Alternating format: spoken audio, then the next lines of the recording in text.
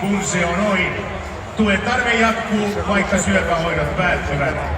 Syli ry on syöpään sairastuneiden lasten vanhempien yhdistys, jonka toiminnan piiriin kuuluvat kaikki Tampereen yliopistollisessa sairaalassa hoitoa saavat lapset ja heidän perheensä. Tänään avauskiekon pudottaa otteluisäntä Tallink Siljan puolesta 4-vuotias Luukas.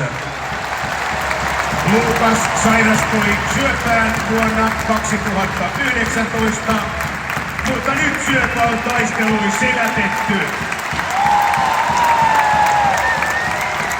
Ja 4-vuotias Luukas harrastaa muun muassa salibändiä ja Tapsun kiekkokoulua. Tue alueellista työtä, jotta tuki syöpään sairastaville lapsille ja heidän perheilleen jatkuu. Syli ry:n mobiilepay numeroon 94920.